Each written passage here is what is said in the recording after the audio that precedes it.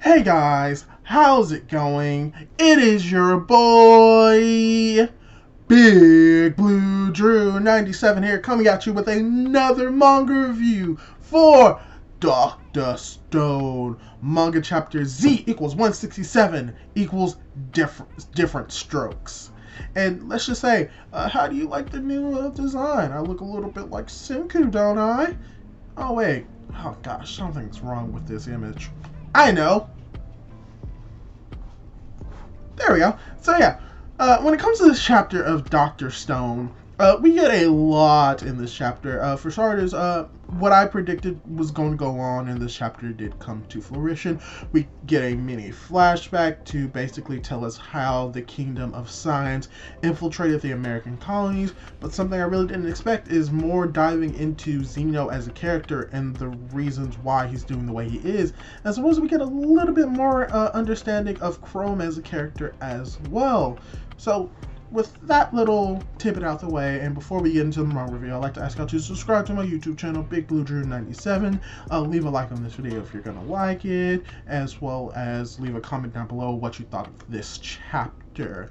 And without the way, let's go right into the review. So we start this chapter off with a continuation and expansion of the previous chapter, where we see that Tsukasa is still having his sword pointed at Xeno's neck, but then we see that Hyoga and Kohaku are also in the room, and then we have Xeno who's questioning like how they were able to infiltrate his castle without being seen by the guards and avoiding combat, which you're a little bit right about that. They were able to infiltrate without being spotted by the guards and being shot at, but I'm pretty sure they did get themselves involved in combat. It's just that Tsukasa's just that good.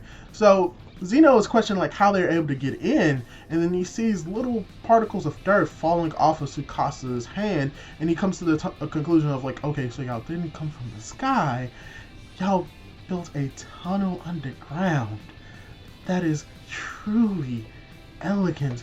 As we begin the start of the flashback, mini flashback of how they infiltrated the castle. We see that they completed the tunnel. They dug a tunnel underneath the castle to a point where the gunmen didn't see them.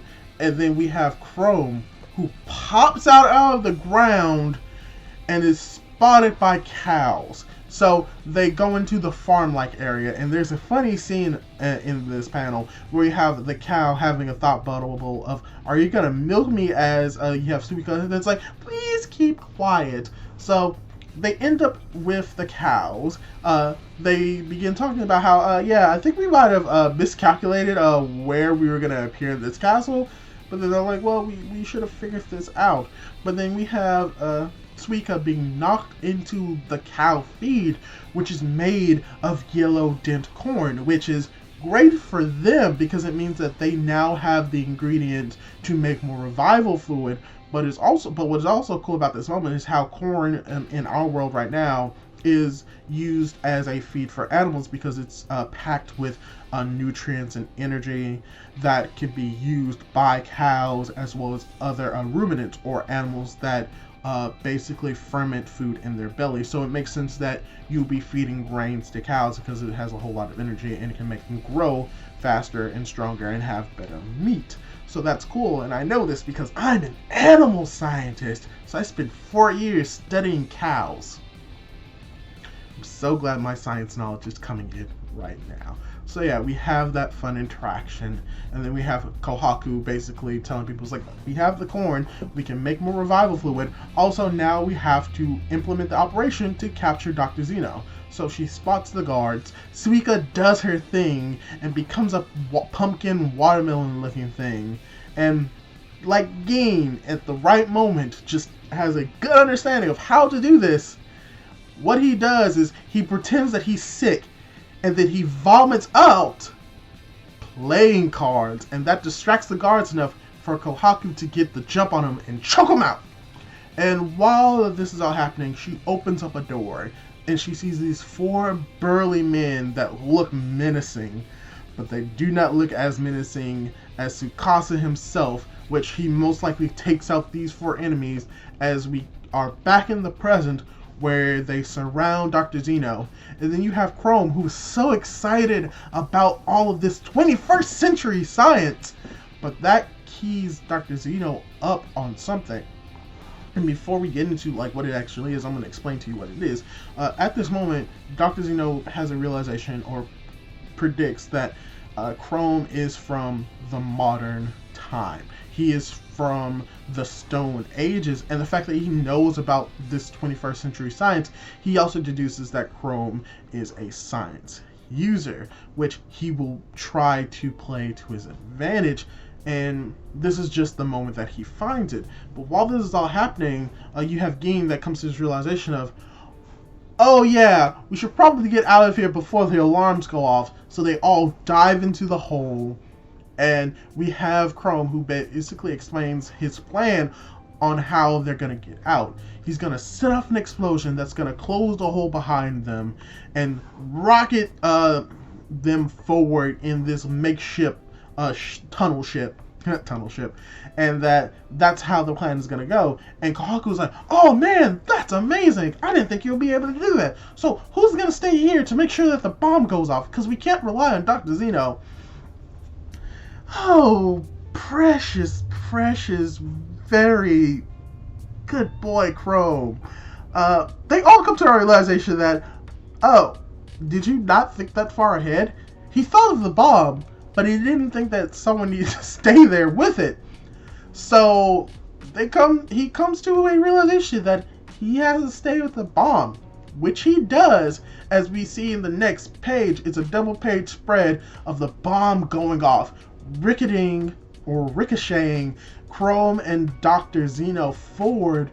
But then there's a big explosion that we cut over to what that explosion does, and it traps them underground.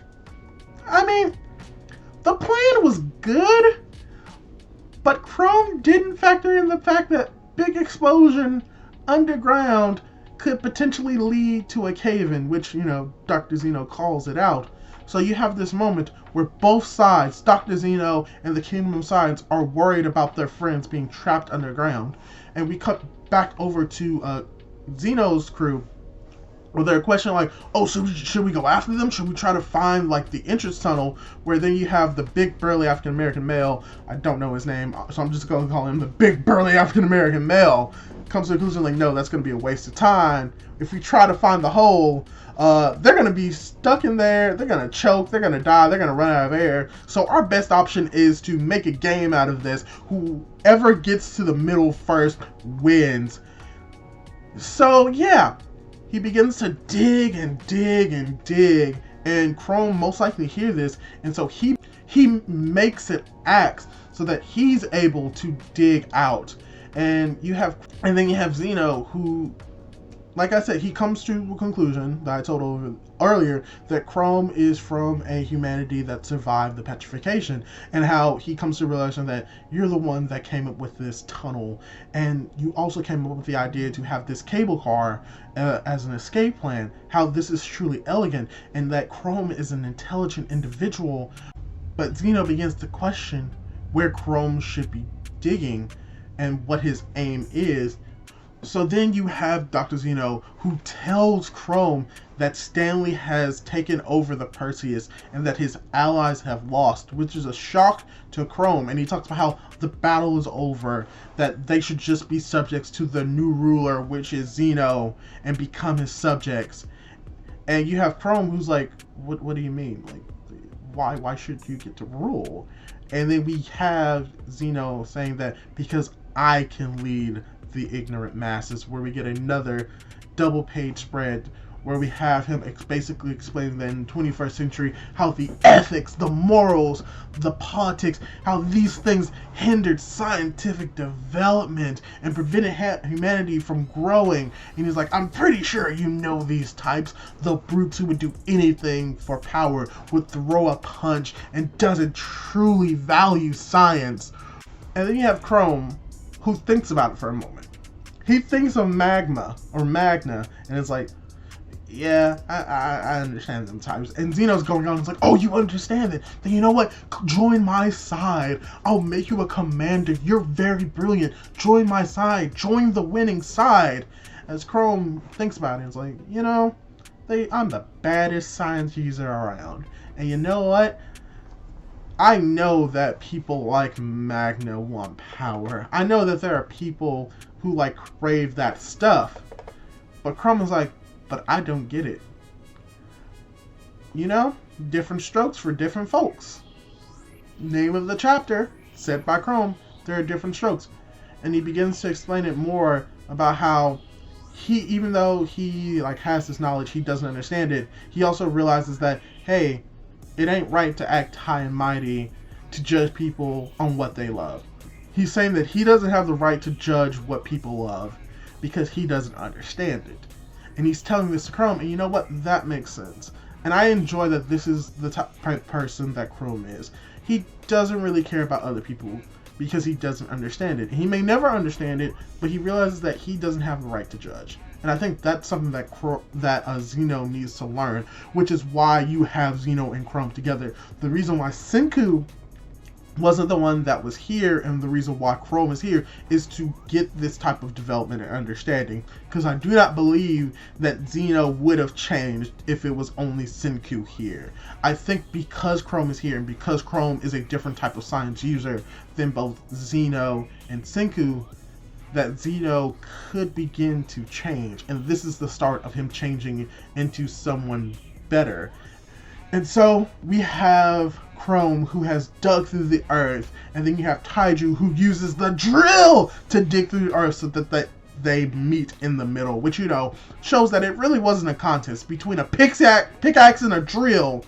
Yeah, the drill is gonna win, so they are able to escape from the tunnel, and when they do, you have Chrome, who gets onto their radio telephone and radios in that the target has been captured. Did you hear it, Senku? We got the enemy king. Dr.Xeno is in our hands. As the chapter ends, we have Xeno with this look of did I just lose? While you have Senku with this face of, we just won type of face as the chapter ends. All I can say is that I really did enjoy this chapter. I don't think this is the best chapter of Dr. Stone, but I really did enjoy reading it. Mainly because what I said was going to come to fruition came true. We got to get a better understanding of how they were able to get into the American colonies, get into the castle. So that was really cool. But what I really probably enjoyed most about this chapter is the development between Chrome and Xeno, and how we get the idea that Chrome just wants to do science for science sake, in the same vein as Senku, but he has a sort of different way of thinking it. Yes, Senku wants to resurrect everyone else, but he's doing it for more selfish reasons, while with Chrome, he's doing it because he loves it, and he's not going to judge anyone from doing it. And I think that is the difference between Xeno, Chrome, and Senku. They're all science users, but they all have different views of the world. And the reason why Chrome is so crucial in capturing Xeno is because Senku and Xeno are similar in many ways, but Chrome is different. And that Xeno wouldn't be changing sides because of Senku, because he understands him more. But he doesn't really understand Chrome, not only because he's a different type of science user, but because he was also born in a world after the petrification.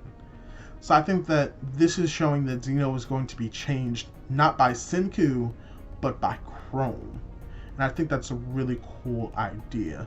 So most likely what's going to happen next chapter is that we're probably going to have more development of Xeno appreciating more of what Chrome has done, because he already is amazed by what Chrome has done by being in a world after petrification in the stone world. He's already amazed by that, but I think that Xeno is also going to be amazed by the type of person that Chrome is.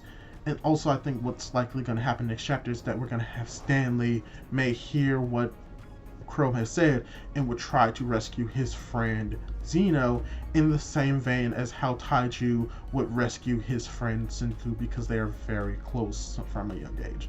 So I think that's most likely what's going to happen next chapter. Like I said, really did enjoy this chapter, really enjoyed reading it. Hopefully you enjoyed reading it as well as watching my review. Hopefully you'll leave a like, leave a comment on what you think is going to happen next chapter. Subscribe to my YouTube channel, Big Blue Dream 97. Hopefully you enjoyed doing all of that. Do all of that cool jazz, and I'll be able to catch you in the next video. Goodbye for now.